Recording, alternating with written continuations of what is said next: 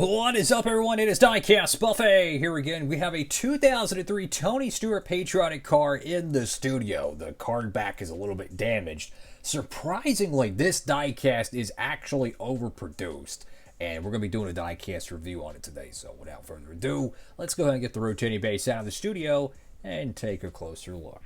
Alright folks, rotating base out of the studio, and this is a 2003 paint scheme that Tony Stewart ran at that year's Pepsi 400. And in fact, I think that was the only alternate paint scheme he ran the entire year. I think so. That's what Racing Reference says. I'm going to kind of go with that. I don't remember any other paint schemes from 2003 that Stewart had. But, oh no, never mind. He had the Victory Lap car from that he ran at Homestead. So two alternates. Imagine running like 36 points paying races and then like two whatever exhibition races and having only two alternate paint schemes. What a different time this is from. So the first thing that I noticed, this is actually the incorrect hood design. This is a 2000 to 2002 Chevrolet Monte Carlo hood. I don't know if this was an early release before maybe they had a new hood design, as they would eventually change it. So that's what I'm kind of assuming. Maybe this was a very early release in 2003, and they were still using some of their 2002 models. Anyways, this one has a ton of wear on it, so when we go to open it up, I'm not tripping on it. I mean, the whole card back, a lot of wear, a lot of scuffs, the kind you actually open up. There's even some, I don't know if it's on the actual plastic or like the hood, or is on the bubble dome there, but it's got some dirt.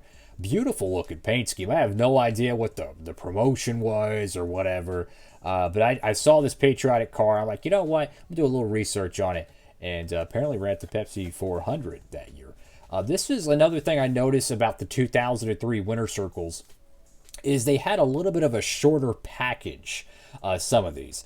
I don't think this is a promo or anything, but some of them had a little bit of a shorter package than the 2002 counterparts. It's an overproduced car, so don't worry. There's a lot of them, and in fact, this one's probably way more common than his normal 2003 primary right now. So, anyways, I'm gonna go ahead and open it up. I'll be right back. All right, folks. So I just got this car out of the packaging, and like I'm like literally tripping over this. This is blowing my mind. The orange on the car apparently is matte. That's crazy. I didn't even know they had matte cars in 2003. That is crazy. That would it might have been popular in car culture and stuff, but almost every single paint scheme back then was gloss or metallic finish. The orange has like a semi-gloss matte finish to it. That is remarkable. I mean, look how glossy the roof is, right? And then you go over to the orange, and I mean, there's like a dull finish to it. That is remarkable. And I must say, the smell of this diecast brings me back. I don't know what it is about some of these early 2000s diecasts, man, but they just have a certain scent to it. It is straight out of nostalgia city, man. Wow. Anyways, this is a brand new car. Beautiful looking paint scheme. I mean, the bright orange. I mean, you do see a little bit of a goof up right there where the Home Depot decal is transparent. That's unfortunate. But you have a matte orange, which I believe is fluorescent, by the way. And then you have the normal orange on the side. I wish this one would have been transparent, so it would have had the bright orange as well. Same with the roof. So it's two different shades of orange there. Then you have the blue on the front. It's like a patriotic flames flag thing. I don't know. Anyways, go to the hood of the car. You have Home Depot twice on both corners. Got a Declaration of Independence, road trip, something truths. Got the Chevy decal there. Not really sure what the promotion was. It's just a patriotic car. Probably something to do with Home Depot. But I love the front end of the car, though. That blue and that orange on the A-posts, that just looks cool, man. Monte Carlo in the front. You got Moog, Clevite, Comp, Simpson, Edelbrock, Wix, Aero Filters, and the Union 76. Got number 20 right there. Go left side of the diecast. Then we're going to zoom in just a little bit, so bear with me, fellas. And this paint scheme, I believe, is on NASCAR Thunder 2004 as well. So if you want to race this car, you can. You got Tony Stewart right there. Wait, did he always run? I thought he had a signature, not just a name decal there. Now I'm curious. Okay, he must have always done that because I was looking at a 1999 Tony Stewart diecast I have, and it's the same way. It was definitely a part of that new generation of drivers that were kind of transitioning from the signatures above the driver name, or where the driver name would go. You got your B-post decal there, which I think is Little Tykes or Gildan, one of those. I can't really tell. You have Old Spice, I think, and Coca-Cola. You have Advair and the whatever road trip decal thingy. You got Home Depot there. That still bugs me because the Home Depot decal is put on top of it.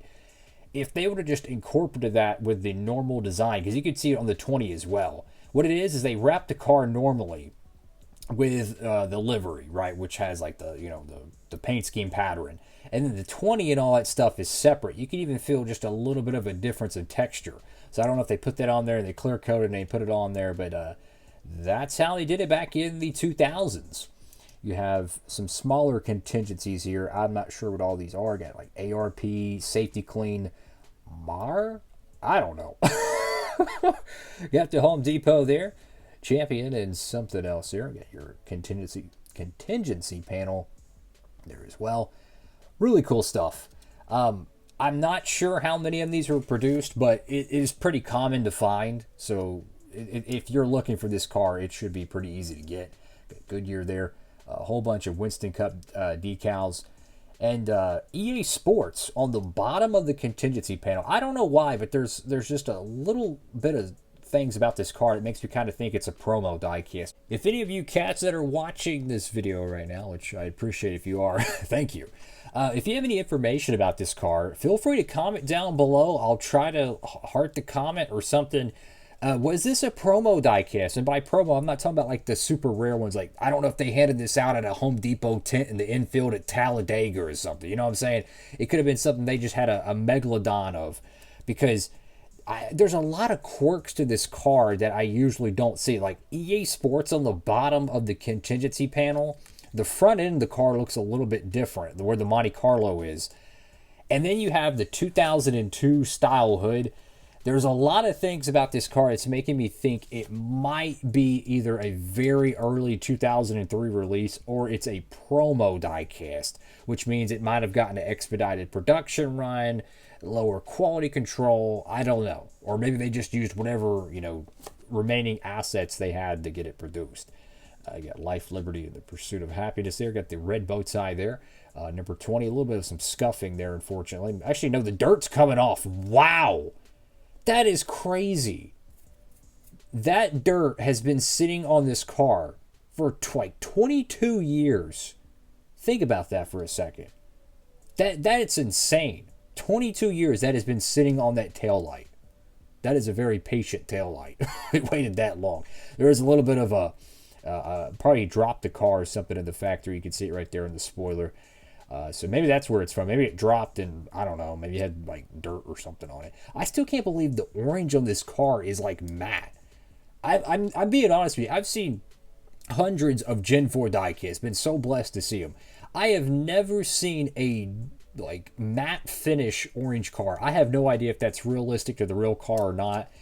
If it's not, then that might be even another indication that this was a very early produced car. You go to the top of the diecast, got the number 20. I find it interesting that they didn't make the 20 bright orange as well as everything else on the car, paint-wise would be orange. And like the two-tone, like you see kind of like a burnt orange, kind of a Longhorns University orange there. I wish they would have left that transparent so that way the whole portion of the car would all be that bright orange. And over here on the deck lid, you have the Advair logo there, which they had a lot of sponsorship with Joe Gibbs Racing back in like 2002, 2003, 2004, or whatnot.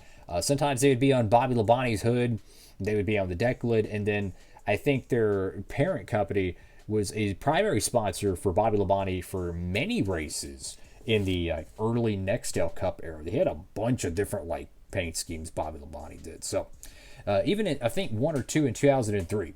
So, one of the most interesting cars possibly we've had in the studio. I mean, there's a lot of questions about this paint scheme. Now I'm kind of curious what the origins are of it. Again, it's a 2003 Monte Carlo, but something tells me this is either a very early production run or this is possibly a promo diecast.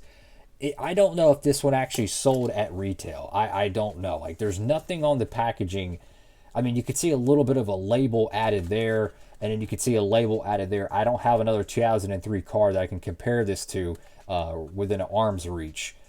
But something tells me this might have been a promo diecast. I don't know. Maybe y'all would know. I'm dumber than rocks. Anyways, go over here to the hood piece here. This is a 2002 style Monte Carlo hood. I mentioned earlier in the video that there was some scuffing and maybe some dirt. Good news. That was actually on the outside of the plastic, so I could probably clean that up. But it is not on this piece here. And for a piece of plastic that is probably, I don't know, about as, well, as I just knocked it over, probably about as strong as most Christmas ornaments, which is not very strong at all. It is held up remarkably well for 22, 23 years of existence. Great stuff. Got Home Depot there. You got your little road trip decal there. Got the Tony Stewart signature. And you got the little red bow tie there. And even the hood pins are painted. That is very cool. And then the back panel of it, if you're maybe a young fan, you never collected these back then, they put this little, a cylinder, if you will, there, that you could stick a magnet to, and they would give it a flat base that you could store, or you could place it against, you know, like a wall or something, a refrigerator, whatever you want. And you could display these things, so that was really cool. All in all, this was a pretty interesting diecast review. I've never had this diecast before, so I was pretty curious about it. And now I'm left with even more questions. Thank you all for watching the video. Make sure to like, comment, and subscribe. If you'd like to help support the channel, make sure to check out that promo code over there at Circle B Diecast. That's all for now. Diecastbuffet, signing off.